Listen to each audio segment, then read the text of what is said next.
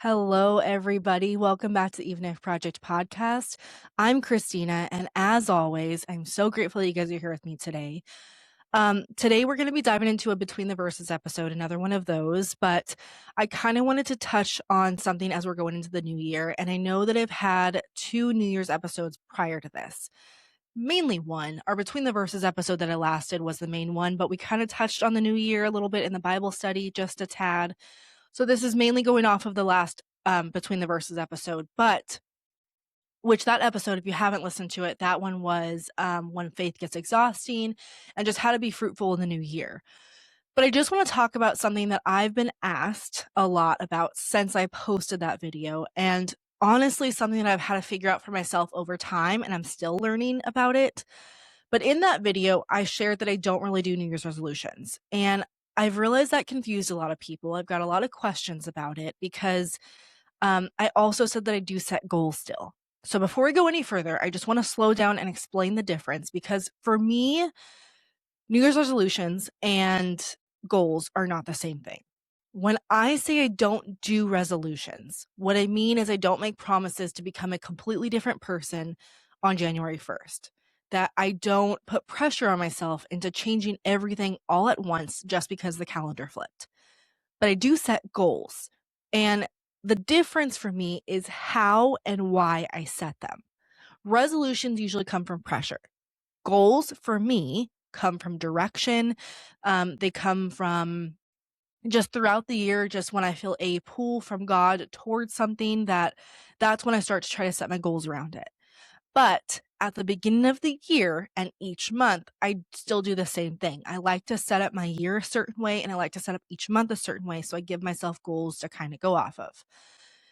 I basically pause and I just pay attention and I just notice where I am being drawn and where I feel a pull towards. And I feel like that is the nudges that I feel that God is giving me. Because ever since I've been doing this, I feel like I've accomplished more goals and I feel like I've been more productive in things that I've wanted to get done, just because I'm letting God kind of control the outcome or kind of control my goals and all that in the new year versus me just coming up with something that I want to do, which I still kind of touch on. So don't get me wrong with that. But these aren't rules that I force myself to follow. These are responses to where I feel God leading. A resolution is usually a firm but vague decision to change something. It's usually something to change who we are, like I'll eat healthier or I'll be more disciplined this year. There's no real plan, there's no clear direction, and there's also no flexibility if life changes. A goal, on the other hand, is specific and intentional. It has clarity, it has steps, and it has room to adjust as life unfolds. So instead of saying, I'll eat healthier, a goal might look like, I'll cook dinner at home 4 nights a week for the next month. Same desire, very different approach. Mind you, you can still have resolutions and then create goals for those resolutions. It still works. You can still do that. But honestly, this is something that I've had to figure out over time, and I'm still learning to do this as well. I know in the last Between the Verses episode, actually, I think this is what I touched on in the Bible study. I talked about how I was actually going to make a resolution for not being on my phone as much. And I'm basically taking that resolution and I'm making goals on it.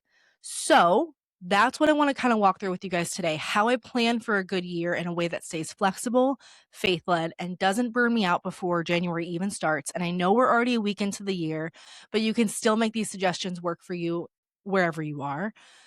So to start, every year I tell myself that I want to do a vision board. And I don't know, I just love the idea of it. I love this idea of getting magazines and printing stuff from online and cutting things out and the collage and the whole thing. And it just looks cute and aesthetic and beautiful. And I just love it. But every year, life gets busy. I get too tired, or it just ends up feeling like so much work to do when I have a toddler and school and a business and this podcast and a wife and taking care of home stuff and all the other stuff that we always have to go through. So over time, I've learned that if I want to actually stick with this, or if I want something that will actually stick, I have to kind of work with how my brain actually functions versus working against it and working in a way that I know that I'm not going to be able to handle. And in this episode, It is not about doing things perfectly. So you can kind of take what I'm giving you as a suggestion and alter it however works best for you. But it's basically just about creating a direction and a way that feels doable and intentional and rolling with it however you want. But the best way that I've found to prepare for the year ahead is digitally to start. I I don't like digital stuff for a lot of things. I do have a Kindle, but I love hard copies. I prefer paperback books over my Kindle. I love paper planners. I love physical journaling, like a physical book of paper and writing things down. I love having things in hand. So this is pretty much the only thing that I use digitally that I'm going to talk about. But for this specific thing, I think it just works best. And I kind of like being able to go back and be able to view this easily and like being able to pin something quickly instead of trying to cut and glue and wait for it to dry before I can turn the page or whatever else it is. So what I do is I use Pinterest for a vision board. And it's not because it's trendy or aesthetic, but because it just removes the friction for me. So here's what I do, and there's very specific steps that I use for this.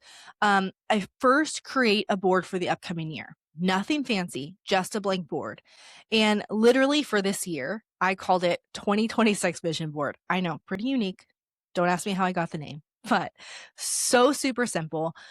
And then what I do is I just scroll. I go on my main Pinterest because it's stuff obviously that I've looked up throughout the year, and I just kind of scroll through it. I see what pictures come up and things that stand out. And this part matters. I should go back a little bit. This part matters a lot because this can take a little bit of time, but I promise you it's worth putting in the effort for it because it kind of helps you along the way of setting up these goals later on. But I will usually scroll for an hour, and sometimes this can be all at once, and sometimes this can be broken up throughout a day or a week or whatever it is. This could be something that you do before bed, or I like doing it when I go for a walk because I feel like my head is kind of clearer in that way, or even right when I put my toddler down for a nap because I finally get a minute to sit down and relax for a second, and I feel like I can just take a breath, and it's like a fresh relief where I feel like I have a clearer mind going into it. But the most important part is to not overthink what you're pinning, to just go through, and if an image is catching your eye, pin it. If I feel drawn to it, I pin it. If it feels inspiring or calming or motivating or comforting, I pin it. Even if it's just the colors or the vibe, or if it's a girl with a nice tan holding a coffee mug, I don't sit and analyze why I like the picture yet. I don't question why it even makes sense. I act before I overthink it. And that's very important to do because I've noticed that often that pull from God usually happens before my logic catches up. And it feels like God is gently drawing my attention towards something or towards a certain image before I can even explain it. So I just act on it. I just look through and see what my eyes are drawn to, and I just pin. Once I'm done scrolling and once I've got all my pins in, I go back through that board. And this is where clarity starts to form a little bit more. I look for the patterns in it. So if I pinned a lot of fresh fruit or farmers market photos, that tells me something. If I pinned a lot of Bible images or quiet mornings or journals, that tells me something. If I pinned home interiors or kitchens or living rooms, that tells me something too. So then I go and create sections for each of these things. And if you don't know how to do this on Pinterest, don't worry. I'm going to tell you right now how to do it. But basically what you're going to do is you're going to go to your Pinterest board. Let me get to mine really fast. Okay. I created a whole new 2026 board just so I can kind of walk through this with you. So I'm not doing this when I don't have stuff to put in a section, but you're going to go to basically your vision board. And what you're going to do is you're going to click the three dots in the top right corner, and you're going to see view board on profile. I don't even know if you can see my phone when I'm trying to show you, but you're going to click view board on profile. And from there, you're going to see all of your pictures show up that you've pinned.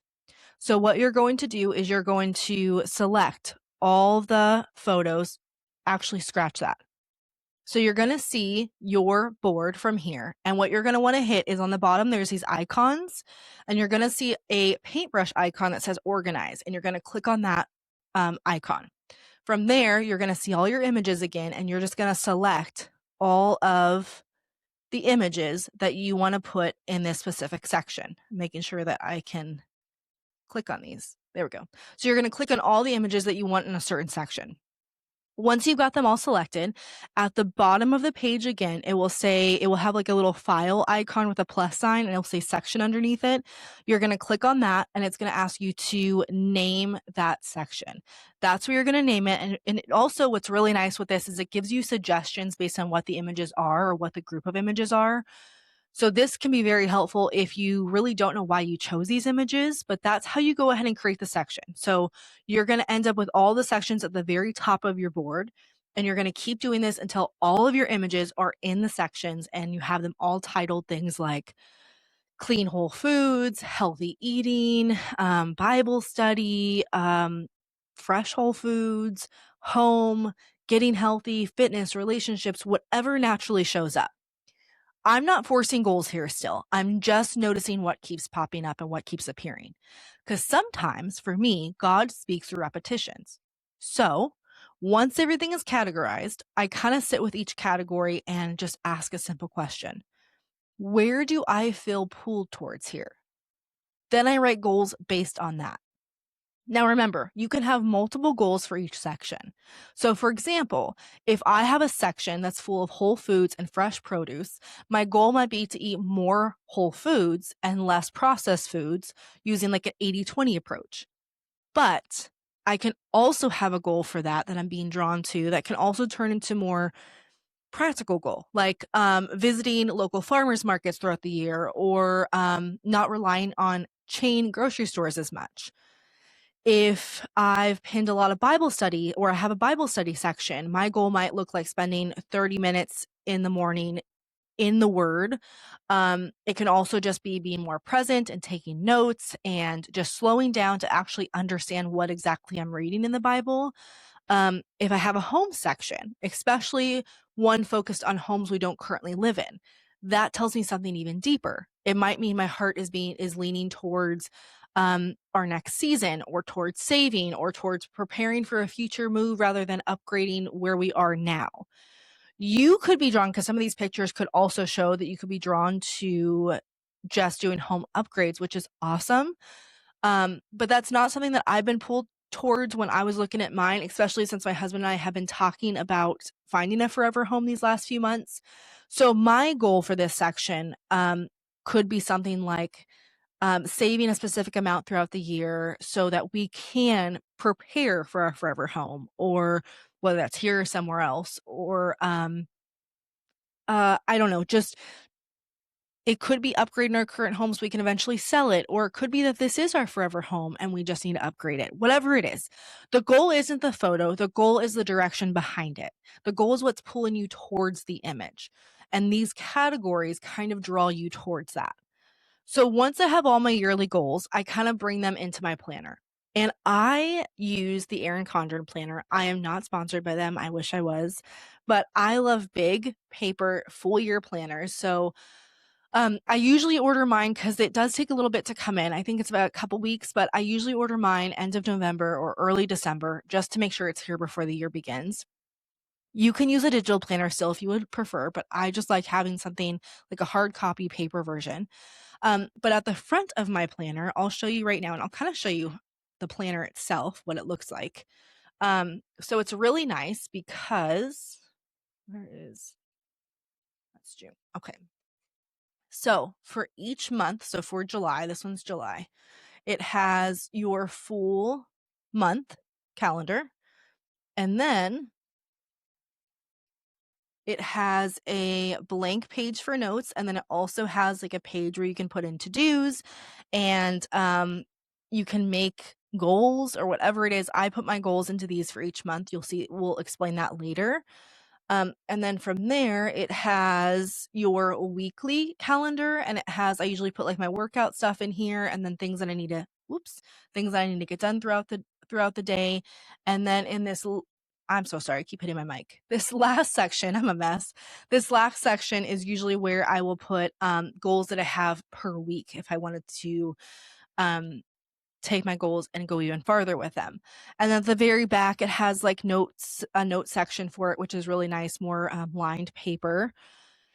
And then in the front, which is what I was talking about, I'm going to kind of fold this over. The other side is the same, but it has sections where you can kind of create your own list or to-dos, or this is where I put my yearly goals at, the things that I've pulled from Pinterest, and other ones as well. But in the front of my planner, I write down my yearly focus areas. So not every detail, but just the main themes pulled from Pinterest, such as health or faith or home or relationships or stewardship or whatever it is. These are my anchors for the year. So in my title portions of each section, I would put those titles. Then underneath each one, I write the goals that I pulled from my Pinterest board. So if I have a whole food section, that goal is going to be written under health. And if I have a Bible study section, that goal gets written under faith. These aren't detailed plans or daily checklists. These are simple direction statements.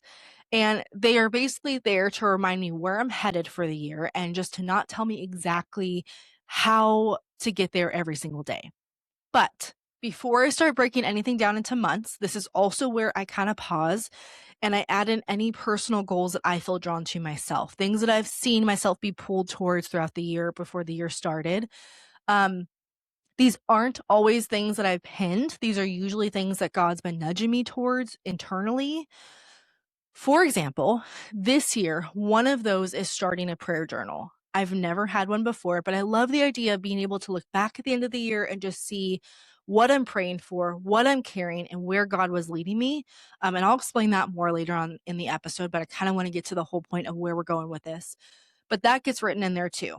So once I have both my yearly goals and my personal ones put in there, as well as like spirit-led goals written down, I move into my monthly planning. And at the start of each month, I look at the same yearly goals and ask one question. How do I work towards these goals in a realistic way this month? This is where I break my yearly goals into smaller monthly pieces. And I usually choose 3 to 5 goals total. They're not random. They're connected to the bigger picture that I have, the bigger goal. But if something personal comes up that month, like needing more rest or setting a boundary, I'll kind of layer that in. I'm kind of able to adjust it, but I'm still moving towards that same direction. This way, I'm not trying to live out the entire year at once. I'm just being faithful to the next step. And plans are meant to serve us. We don't serve the plans. So this part has been huge for me. And this is how I do my monthly planning. Instead of focusing on one massive goal, I focus on smaller monthly goals. So, for example, if I wanted to, let's say, lose 50 pounds this year, that number up front seems very overwhelming. It feels overwhelming.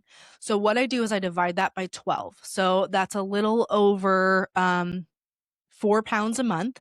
So I just round that up or down. I usually go up for that.